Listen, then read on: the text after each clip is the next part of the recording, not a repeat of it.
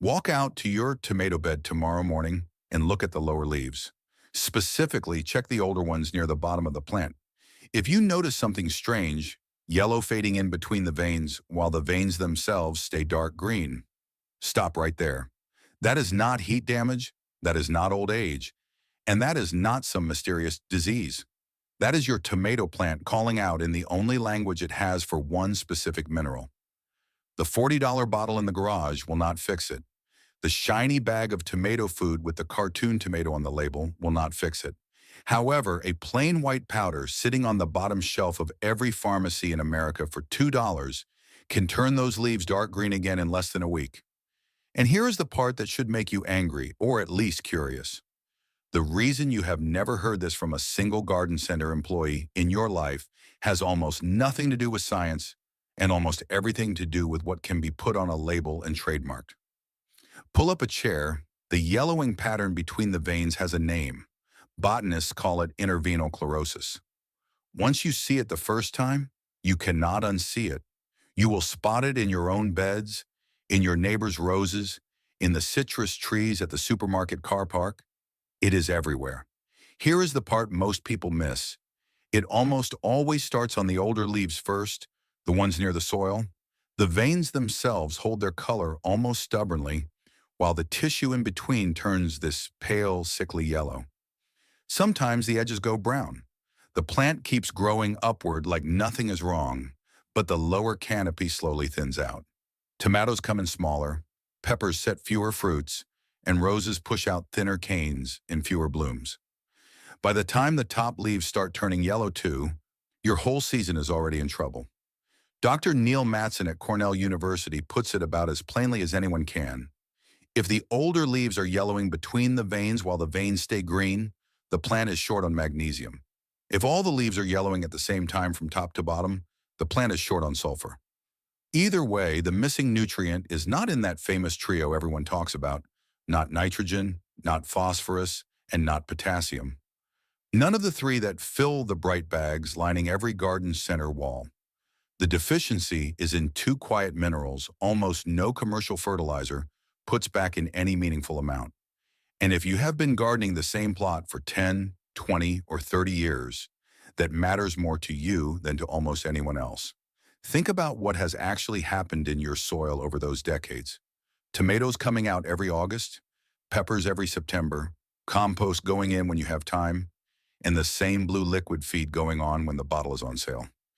Year after year after year, magnesium and sulfur leave the soil through every harvest you pull out, while the bagged fertilizer keeps pouring only the same three macronutrients back in. At some point, the math stops working. Your soil ends up rich in nitrogen, phosphorus, and potassium, and nearly bankrupt of the two minerals that actually run the engine. Your plants do not die, they just stop performing the way they used to, and you stand there scratching your head wondering what on earth happened to the beautiful garden you had 10 years ago. The thing is, nobody tells you. They sell you a more expensive bottle of the wrong thing instead.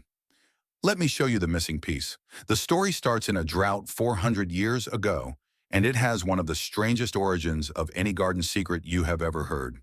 In Surrey, England, in 1618, the summer was brutal. Surrey, the county just southwest of London, had gone weeks without real rain. The pastures cracked open, the streams shrank to trickles, and the cattle got thin and irritable.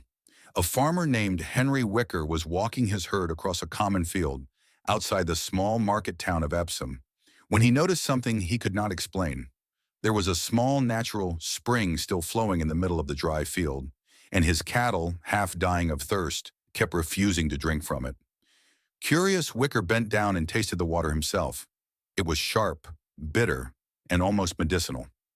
He understood why the cows wanted nothing to do with it, but that is not what stopped him in his tracks. The truly strange thing was the grass. Everywhere else in that field, the ground was brown and brittle, but within a few feet of that bitter spring, in the middle of the worst drought anyone could remember, the grass was thick, deep green, and standing tall. Wicker did what any sensible farmer of his era would do. He took the water to the local apothecary, who boiled it down until small white crystals settled at the bottom of the pan. The substance turned out to be a salt of two minerals, magnesium and sulfur. The town gave it its name, and Epsom salt entered the historical record. Within one generation, farmers across Surrey and Kent were dissolving the crystals in well water and applying them to their wheat and barley fields before planting. The reports passed along the country lanes were strikingly consistent. Seeds came up faster, roots ran deeper, leaves got darker, and yields climbed. The wisdom traveled by word of mouth through generations of English smallholders, crossed the Atlantic with the colonists, found its way into American kitchen gardens by the late 1700s, and became a quiet fixture of country gardening for the next 200 years. But nobody could explain why it actually worked. The chemists of 1618 simply did not have the tools.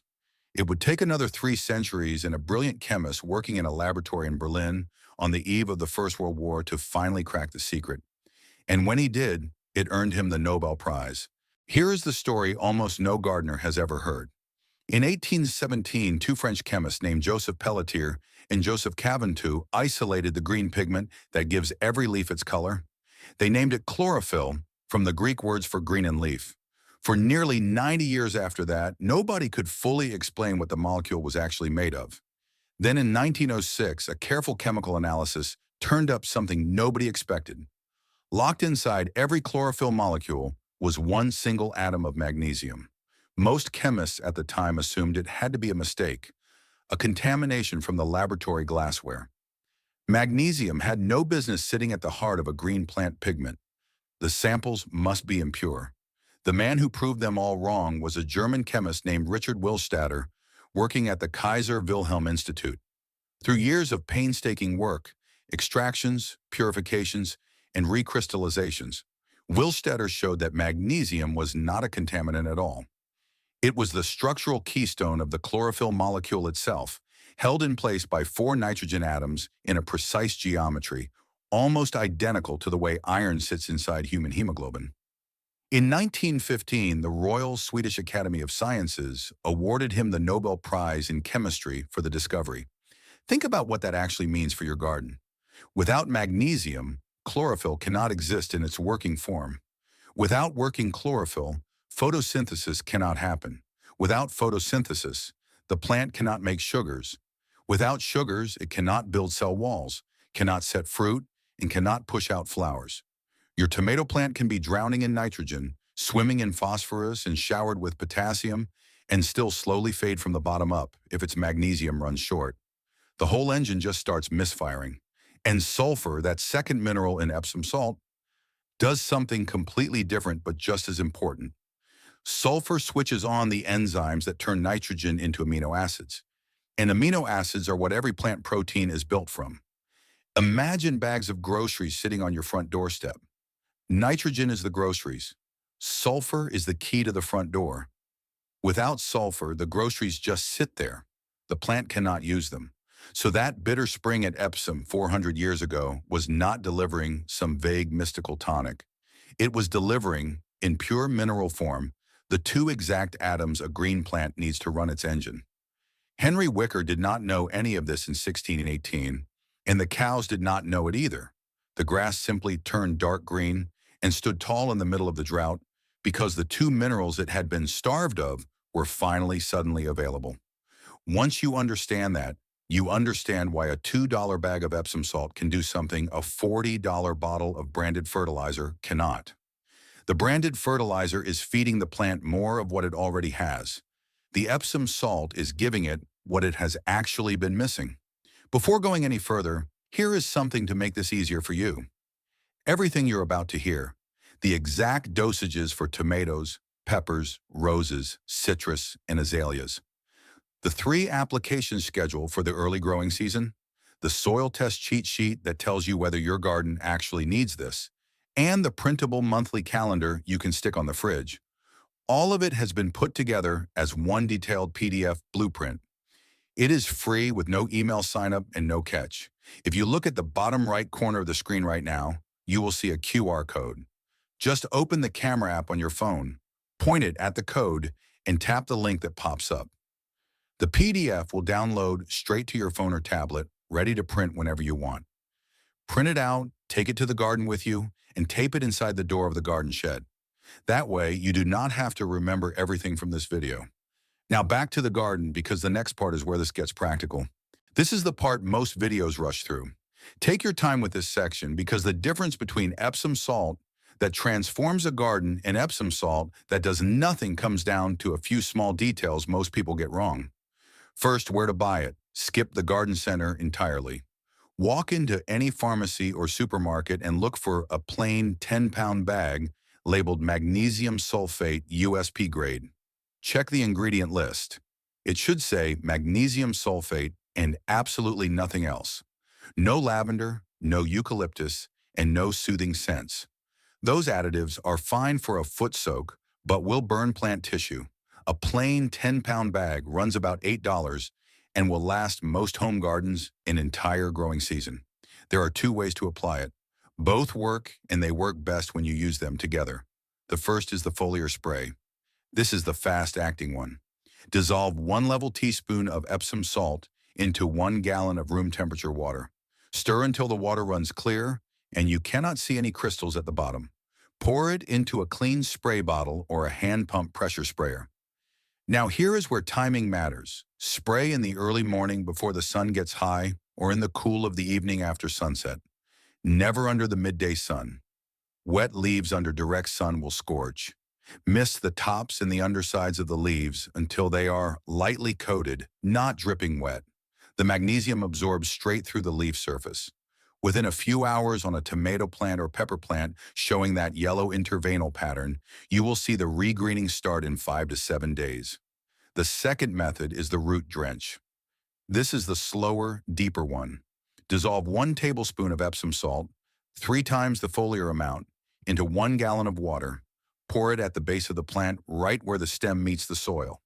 Do this once a month for heavy feeders during early growth, and once every 2 weeks once the flowers come in. The minerals soak down into the root zone slowly and stay available for the plant for the next 10 to 14 days. For tomatoes, and listen carefully here, because this is the schedule that actually moves the needle. Apply the foliar spray 3 times during the early season. The first time is when you transplant the seedling into the bed. The second time is when the first flowers open. The third time is when the early tomatoes are about the size of a marble. 3 applications are enough to carry most tomato plants through a full harvest, even in tired soil. For roses, there is a method that has been passed around the master gardener community for decades, and it comes from Linda Cobb, a longtime master gardener and television garden host in Spartanburg, South Carolina. In early spring, just as the canes break dormancy, scratch about half a cup of dry Epsom salt into the soil around the base of each established rose bush. The spring rains will slowly release the minerals into the root zone. Linda Cobb's roses, by the way, are the kind that make tourists pull their cars over.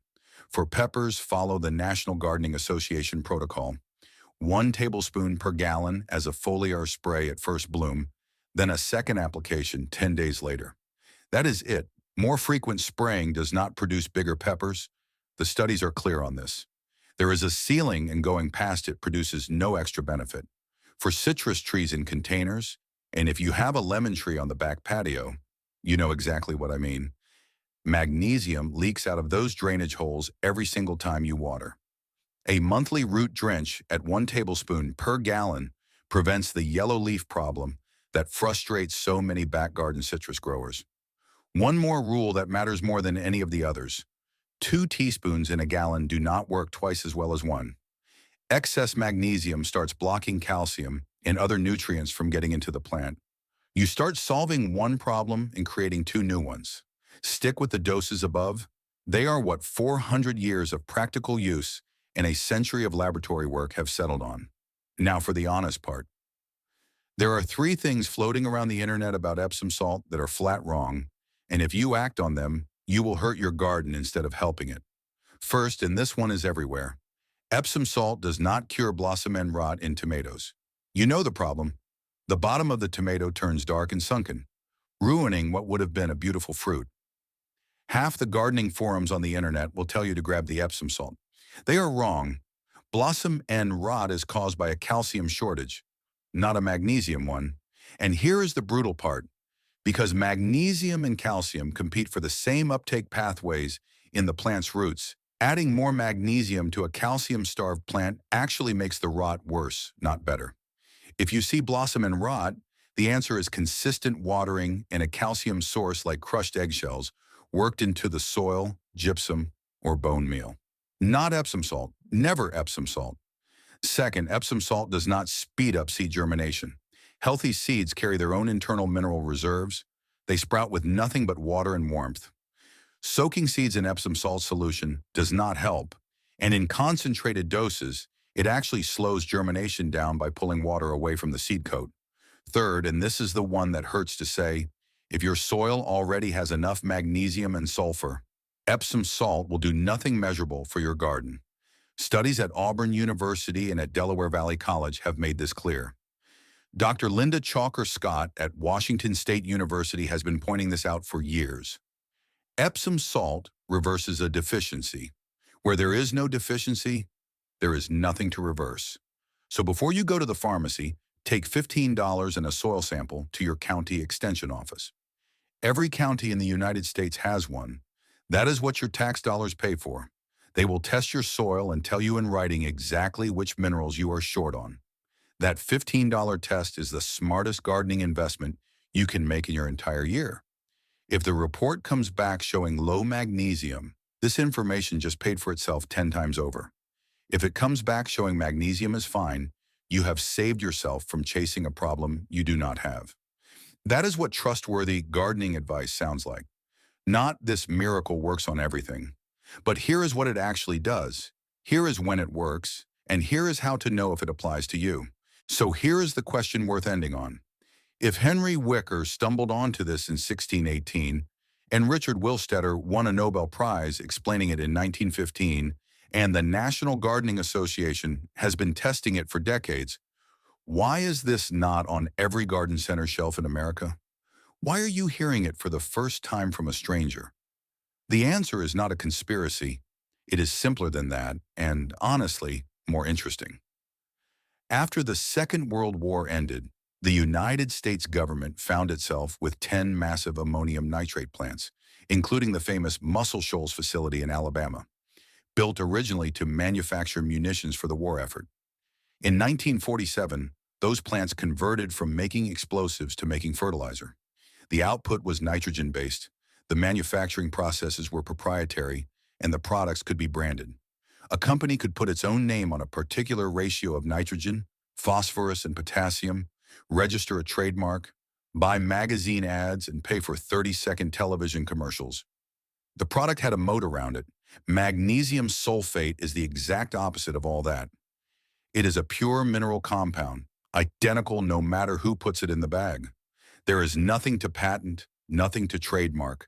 No marketing department on earth wants to spend a single dollar promoting a product that every competitor sells for exactly the same price.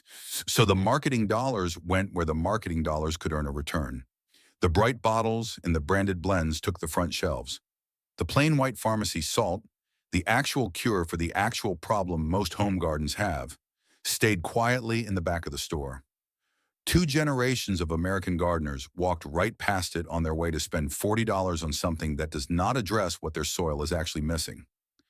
That is not suppression, that is just how money flows. But knowing how money flows is what lets you walk into the pharmacy this weekend, pay $2, and step around the entire game. 400 years ago, a thirsty cow refused a bitter drink, and a quiet English farmer paid attention to a patch of dark green grass. 300 years later, a German chemist proved exactly why that grass was so green and won a Nobel Prize for the work. And tonight, at your kitchen table, the same plain mineral they were both looking at is sitting on the pharmacy shelf 2 miles from your front door, available for the price of a sandwich. The garden has always been patient. It has been waiting for you to notice. So this weekend, before the next bag of branded fertilizer goes into your trolley, take a slow walk through your beds. Check those lower tomato leaves, look at the rose canes, and ask the simple question, is the engine running on empty? If the answer is yes, you now know exactly what to do.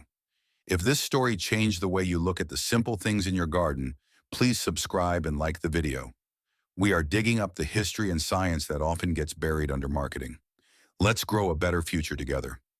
Our next deep dive into the secrets of the soil will be opening soon.